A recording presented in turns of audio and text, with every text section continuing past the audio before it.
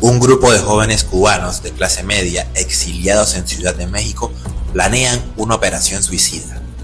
La idea: subir 70 hombres en un yate de recreo y desembarcar en la isla de Cuba para derrocar al gobierno. Así comenzó la Revolución Cubana, el mito latinoamericano del que más se ha escrito. Aquel suceso partiría en dos la historia del continente. Por primera vez, Hispanoamérica sería arrastrada hacia las ideas del socialismo real, inspirada por un grupo de hombres que juraron devolver la democracia a su país, pero que jamás lo hicieron. La Revolución Cubana, el mito latinoamericano por excelencia. A pesar de ser uno de los hechos sobre los que más se ha escrito, lo cierto es que hoy, en 2025, poco es lo que podemos distinguir de entre la propaganda de lo que sucedió y los verdaderos hechos.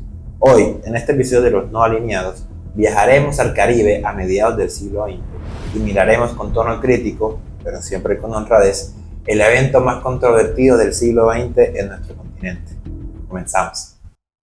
Porque los no alineados como nosotros, we shall fight on the seas and oceans. We shall fight with growing confidence and growing strength in the air. ¿Qué tal que yo me hubiera quedado callado? patria o muerte. Me faltó tiempo.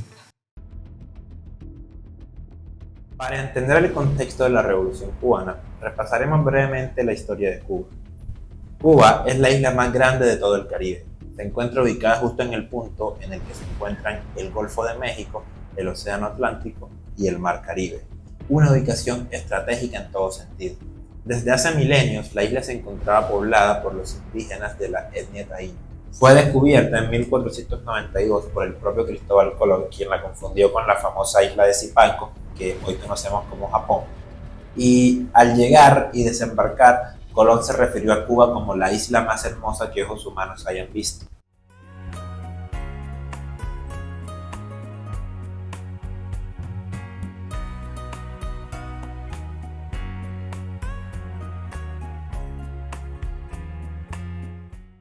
Durante la época del virreinato, Cuba fue quizás la posesión española más preciada en América, convirtiéndose en un importante emporio azucarero, además de servir como punto de encuentro entre las dos partes de la flota de indios, una proveniente desde Cartagena con las riquezas del Potosí y la otra parte proveniente de Veracruz con la riqueza de las minas de Zacatecas. A diferencia de otras regiones de Hispanoamérica, Cuba no contó con una independencia temprana ni tampoco con un líder carismático como Simón Bolívar o José de San Martín. Continuó ligada a la España peninsular durante bastantes décadas, tanto que llegó a convertirse en una provincia de la España moderna y en una de las provincias más prósperas. Un ejemplo de esto es que el primer ferrocarril que se construyó en España no fue en Madrid o en Barcelona, fue en Cuba. Fue el famoso ferrocarril La Habana-Güines, que era un ferrocarril azucarero. Fue precisamente el permanecer tanto tiempo ligada a la España peninsular lo que limitó el éxito de las insurrecciones independentistas que surgieron en los siguientes años, como la Guerra Chiquita, la Guerra Grande o la Guerra Necesaria, pues la diferencia entre españoles peninsulares y cubanos era muy poca o prácticamente inexistente, ya que en todas las clases sociales las personas tenían los mismos derechos independientemente de qué parte venían. Eran todos españoles por igual. Cuba sería, nunca mejor dicho, arrebatada a los españoles durante la Guerra Hispano-Estadounidense, junto a la isla de Puerto Rico y las Islas Filipinas. Tras la derrota española, Estados Unidos ejerció una tutela política sobre la isla. No fue hasta 1934, bajo el gobierno de Franklin D. Roosevelt, que se eliminó la enmienda Platt, permitiendo que Cuba se convirtiera en un país soberano de facto. Desde entonces, la isla entró en un periodo de gran prosperidad. Durante la ley seca en Estados Unidos, Cuba se convirtió en un punto clave para el contrabando de alcohol. Esto trajo consigo una enorme inversión extranjera, incluida los mafiosos, con hoteles de lujo, casinos, bancos, mansiones y negocios de todo tipo. Contrario a lo que suele decir la propaganda, esta prosperidad sí permeó a buena parte de la población local, creando una clase media urbana fuerte y una Habana moderna y sofisticada. En muchos aspectos, Cuba era completamente un país del primer mundo. La isla, que siempre atrajo inmigración española, ya que los peninsulares veían a Cuba como un territorio mucho más próspero que la madre patria, empezó a atraer también inmigración italiana, dominicana y trabajadores de todos lados del mundo, que buscaban en Cuba mejores oportunidades. Para 1950, Cuba vivía una realidad que hoy parecería increíble. Según el Informe Económico para América Latina de la ONU, en 1957, Cuba era el tercer país más rico del continente, solo por detrás de Uruguay y Argentina. Los datos del Banco Mundial y la CEPAL muestran que el PIB de Cuba superaba por mucho al de países como España, Grecia o Italia. En La Habana, los autos norteamericanos brillaban bajo luces de neón. Los turistas llenaban hoteles y casinos comparables con los de Miami o Las Vegas, y la ciudad era descrita por el Anuario Azucarero de Cuba en 1958 como una metrópoli moderna y cosmopolita. La moneda cubana se cambiaba uno a uno con el dólar estadounidense y era completamente respaldada en oro según un informe del Banco Nacional de Cuba en 1958. Los indicadores sociales eran igualmente impresionantes. Según la CEPAL, en 1956, Cuba tenía la mayor tasa de propiedad de televisores en América Latina, una de las mayores proporciones de automóviles por habitante y más teléfonos por persona que cualquier otro país latinoamericano. El sistema educativo también era muy destacado. Según la UNESCO, en 1957, Cuba registraba una tasa de alfabetización cercana al 80%, una de las más altas en todo el hemisferio, y la Universidad de La Habana era un centro académico reconocido y con influencia regional. Todos estos datos desmienten el relato del régimen cuando dicen que Cuba, antes de la revolución, era un sitio miserable, pobre y lleno de analfabetos. Sin embargo, tanta prosperidad también trajo mucha corrupción. Para 1952, un general mulato del ejército llamado Fulgencio Batista le dio un golpe de estado al presidente Carlos Prioso Carras. Ese golpe de estado generó un descontento profundo, sobre todo entre los jóvenes de clase media habanera que veían en Batista un traidor a la democracia. De esa juventud habanera de clase media y clase alta emergieron dos figuras clave: Fidel Castro y su hermano Raúl. Fidel era un joven abogado, hijo de un hacendado gallego que había hecho fortuna emigrando a Cuba tras la guerra con los Estados Unidos. Fidel era carismático, alto, seguro de sí mismo y educado. Además de todo, estaba casado con Mirta Díaz Balart, hija de una de las familias más influyentes de la isla. Su propio cuñado era ministro del general Batista. Fidel, convencido de que la vía legal estaba cerrada, decidió organizar un ataque al cuartel Moncada, la segunda fortaleza militar más importante del país. El plan era bastante simple, sobre el papel al menos: tomar por sorpresa el cuartel, apoderarse de las armas y desatar una insurrección nacional. Pero el golpe de Fidel fue bastante chapucero. Todo, absolutamente todo, salió mal. Un coche clave se perdió, el factor sorpresa se arruinó, los guardias abrieron fuego de inmediato y la operación se desorganizó en segundos. En menos de 10 minutos el ataque estaba decidido. Muchos jóvenes murieron, otros fueron capturados y Fidel escapó, pero solo por unos días. Cuando lo capturaron, el teniente Pedro Sarría se negó a fusilarlo de facto como lo habían hecho con otros jóvenes. Alegó que Fidel era un idealista y las ideas no se matan. Castro fue llevado a juicio y allí decidió asumir su propia defensa. El proceso contra los jóvenes de Moncada había generado enorme expectación en la sociedad cubana. Las radios transmitieron en vivo el juicio, la prensa lo siguió con morbo político y la imagen de aquellos muchachos convertidos en rebeldes se volvió un fenómeno nacional. Durante horas, Fidel expuso con una mezcla de oratoria incendiaria y lógica política su versión de los hechos, las motivaciones del grupo y sus acusaciones contra el régimen. La fiscalía intentó interrumpirlo varias veces, pero Castro siguió hablando y hablando. Aquel alegato cerró con una frase teatral, casi bolivariana y propia del romanticismo del siglo XIX. «Condenadme, no importa, la historia me absolverá», dijo Castro. El tribunal, como era inevitable, lo declaró culpable y lo condenó a 15 años de prisión por rebelión. Pero la verdadera victoria de Fidel no fue jurídica, fue narrativa. La transcripción de aquel juicio circuló clandestinamente por toda la isla y lo convirtió en una figura nacional. No por lo que hizo realmente, sino por lo que terminó contando. En la sala del Palacio de Justicia cubano, Fidel aprendió una lección que marcaría para siempre su gobierno en Cuba. La verdad importa poco si logras controlar el relato.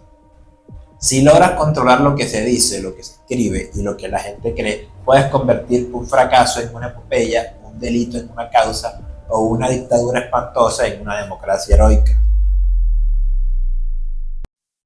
Al final, Castro estaría preso un total de 21 meses, un periodo que él mismo describió como una etapa de estudio, reflexión política y, según él, de aprender a cocinar buena comida. Mientras tanto, la difusión del juicio había hecho que se convirtiera en un símbolo para una juventud cubana que crecía en número y descontento. Batista, viendo que mantenerlo en prisión podía transformarlo en un mártir capaz de provocar revueltas, optó por liberarlo. Y el 15 de mayo de 1955, Fidel fue amnistiado. Ese mismo día fundó el Movimiento 26 de Julio, en homenaje a los caídos en el asalto chapucero a Moncada. Una vez liberado, Fidel marchó al exilio en Ciudad de México, en donde ya se encontraba su hermano Raúl, quien ya se movía entre círculos de jóvenes marxistas de toda Hispanoamérica. Desde México, Fidel empezaría a planear su próximo golpe. Entre cafés, residencias estudiantiles y reuniones semiclandestinas, Raúl compartiría la historia de Moncada como un acto heroico, casi mítico, que merecía una segunda oportunidad. Fue allí en donde conocieron a figuras que serían fundamentales para su causa, entre ellos Ernesto Guevara, apodado el Che por los jóvenes cubanos. Era un médico argentino que había llegado a México después de recorrer toda Sudamérica en moto, y a Camilo Cienfuegos, un valiente cubano que había emigrado en busca de trabajo y terminó envuelto en este círculo revolucionario. Una vez instalados en México, los Castro reorganizaron su movimiento, reclutando exiliados cubanos, algún dominicano y por supuesto la figura magnética del Che.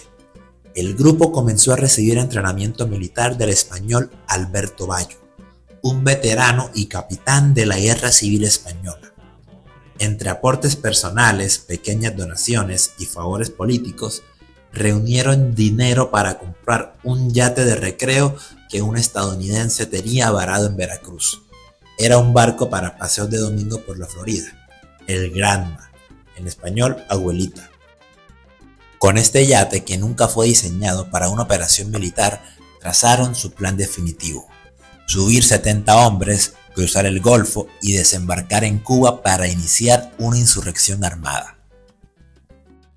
El 25 de noviembre de 1956, antes del amanecer, alrededor de 70 hombres del Movimiento 26 de Julio abordaron el Granma, en la costa de Tuxpan, en México. Eran más del doble de lo que el yate podía transportar con seguridad. El barco se hundía unos centímetros más de lo debido. Muchos se marearon incluso antes de zarpar. Fidel quería llegar a Cuba el 2 de diciembre para coincidir con el levantamiento interno que sus aliados estaban organizando en Santiago. Pero el Granma era un yate de paseo, no un barco militar. La travesía fue un infierno.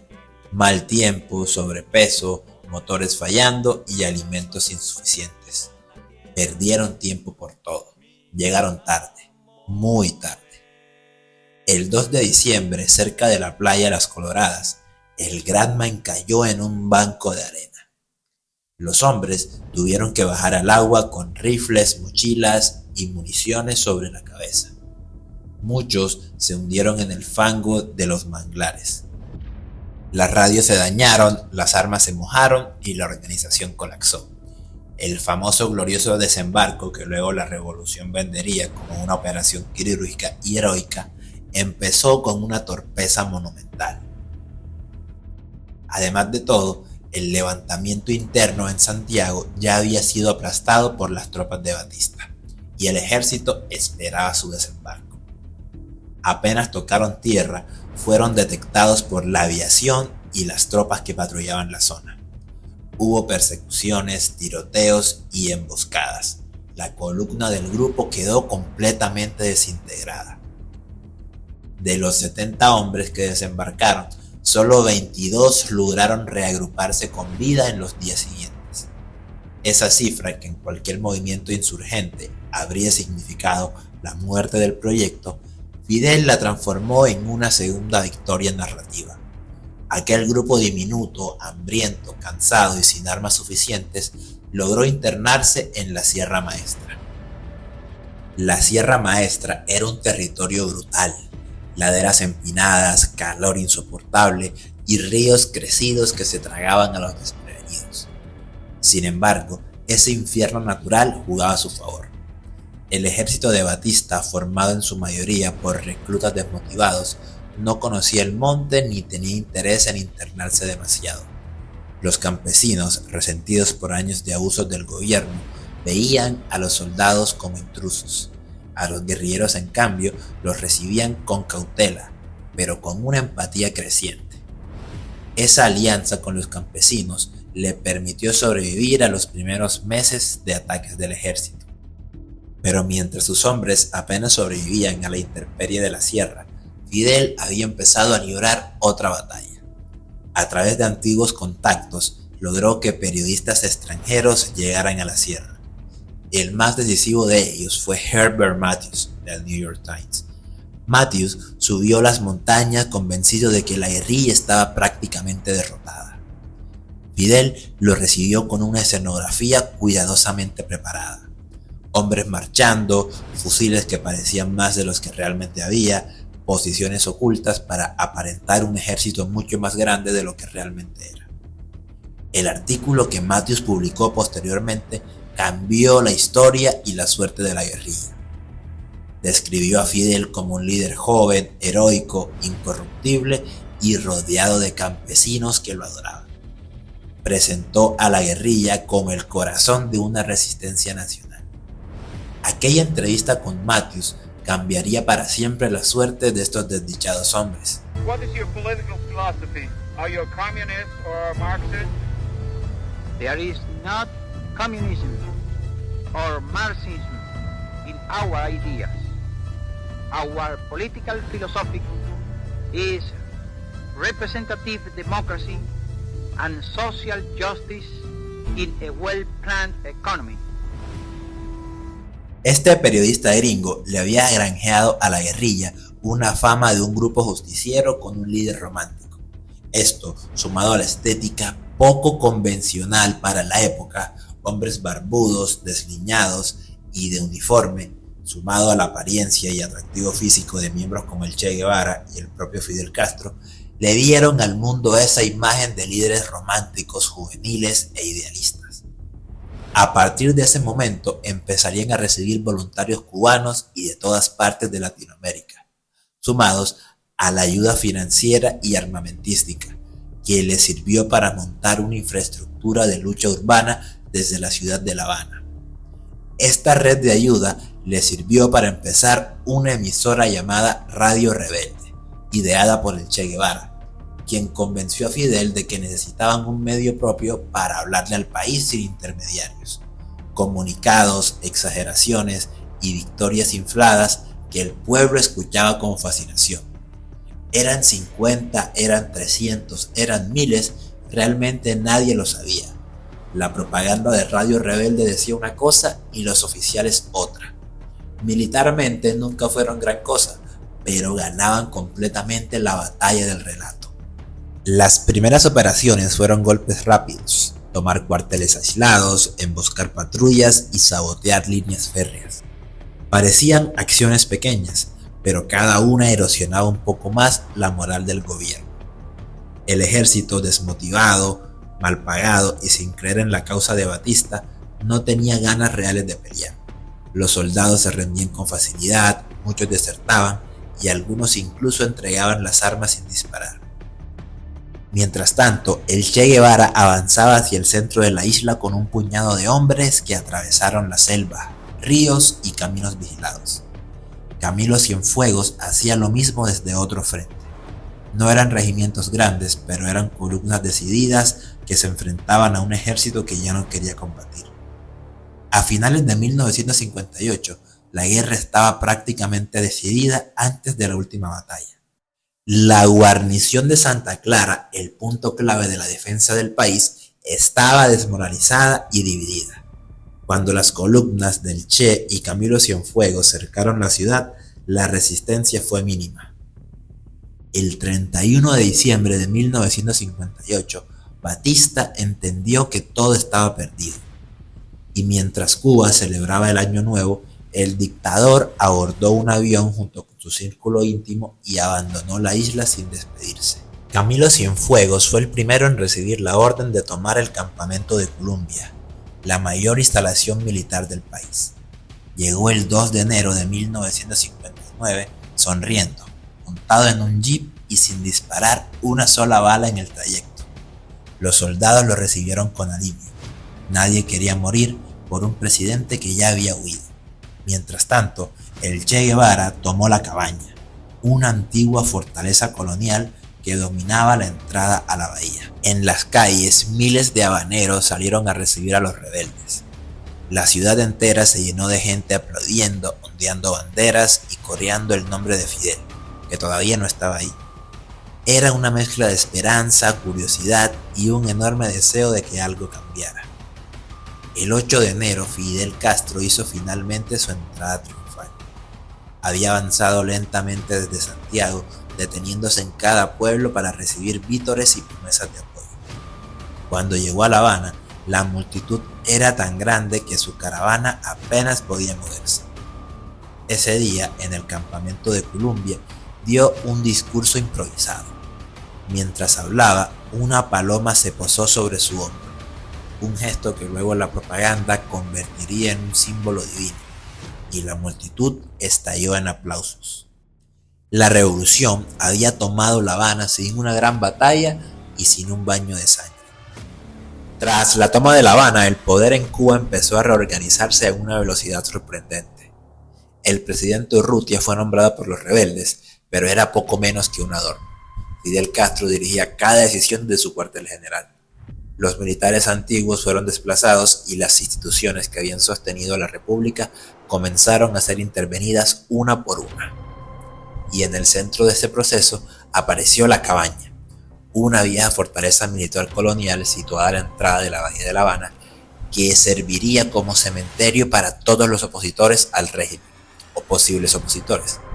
Fidel Castro puso a quien consideraba el más disciplinado y duro de sus comandantes, Ernesto el Che Guevara. La misión del Che no era simbólica, era práctica, era política y era brutal: hacer justicia revolucionaria.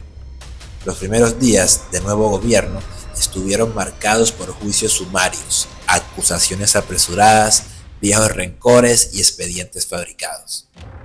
Los acusados eran militares de Batista, policías, informantes, presuntos torturadores y también personas que simplemente habían estado en el lugar equivocado en el momento equivocado. Los juicios se hacían rápido, sin garantía de defensa y muchas veces sin pruebas sólidas. Cada noche en la Cabaña se escuchaban los tiros. Decenas de cubanos eran fusilados frente a los muros húmedos de la fortaleza. El Che supervisaba personalmente los procesos, firmaba las sentencias y, según los testimonios de la época, presenciaba y en ocasiones ejecutaba él mismo los fusilamientos. Nosotros tenemos que decir aquí lo que es una verdad conocida y la hemos expresado siempre ante el mundo. Fusilamientos, sí, hemos fusilado, fusilamos y seguiremos fusilando mientras sea necesario. Nuestra lucha es una lucha a muerte. Nosotros sabemos cuál sería el resultado de una batalla perdida y también tienen que saber los gusanos cuál es el resultado de la batalla perdida hoy en Cuba. En esas condiciones nosotros vivimos.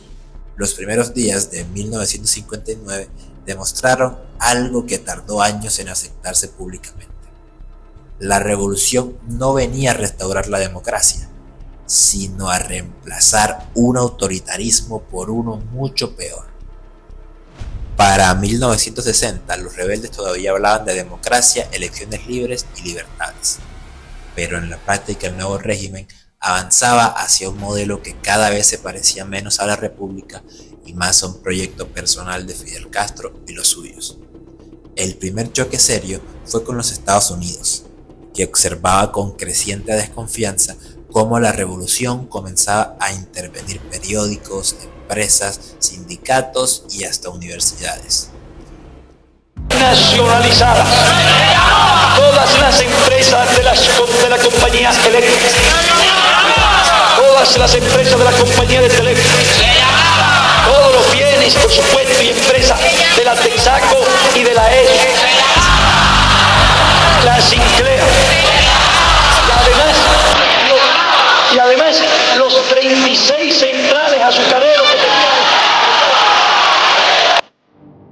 Washington todavía imaginaba que podría conducir a Castro hacia una posición moderada, pero Fidel tenía otros planes.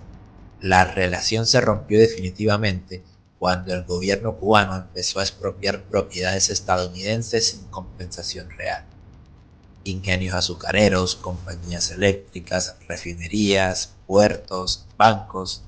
Fue la mayor ola de expropiación en la historia del continente. Estados Unidos respondió recortando las compras de azúcar y aplicando sanciones económicas. Castro, lejos de retroceder, aprovechó el conflicto para justificar la alineación con su nuevo aliado, la Unión Soviética. Con la entrada de la Unión de Repúblicas Socialistas Soviéticas en Cuba, el panorama cambió completamente. Llegaron directamente desde Moscú asesores políticos, técnicos militares, ideólogos y manuales completos de marxismo-leninismo.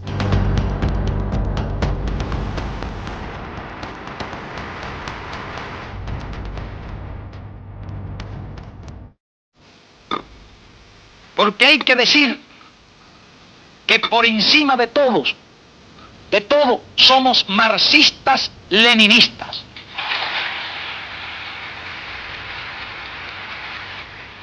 Se reorganizó la economía bajo esquemas estatistas. Se persiguió la disidencia, se creó un aparato de seguridad política inspirado en los modelos soviéticos y la prensa quedó completamente bajo control del partido. La isla pasó en cuestión de meses de ser una república fallida a convertirse en el primer estado socialista del hemisferio occidental.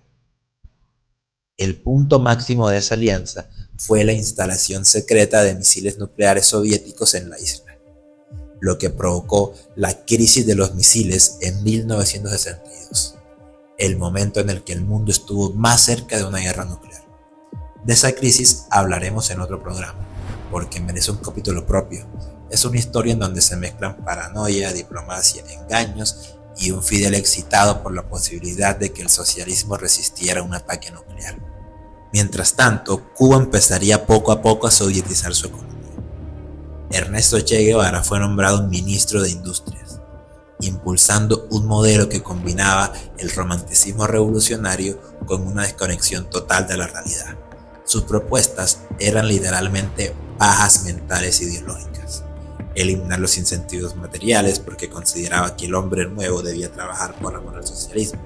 Centralizar toda la industria en manos del Estado, incluso las pequeñas fábricas de zapatos o talleres familiares, y planificar la producción basada en el voluntarismo político y no en datos económicos. El resultado fue catastrófico. La productividad se desplomó, varias industrias colapsaron y el país comenzó a depender de subsidios masivos de Moscú para poder sobrevivir. Pero en lugar de corregir el rumbo, el discurso oficial responsabilizó al imperialismo de todos los fracasos. En menos de una década, Cuba había pasado de ser una economía híbrida con fuertes lazos comerciales con Occidente a convertirse en un satélite soviético atrapado entre la ideología, la dependencia y un liderazgo obsesionado con la épica.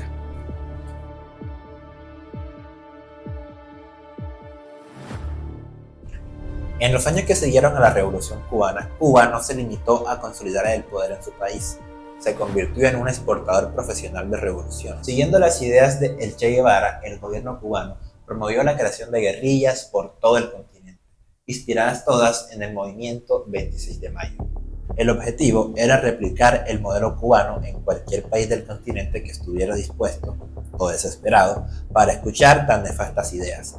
A los colombianos esto nos sonará mucho, pues aún en nuestro país tenemos una guerrilla en activo que es el ELN, que era de formación marxista y guevarista. Además de las guerrillas colombianas como las FARC y el ELN, de Cuba salieron entrenamientos, armas, dinero y asesoría política para movimientos como el Frente Farabundo Martí en El Salvador, Montoneros en Argentina, los Tupamarus en Uruguay o la Mira en Perú.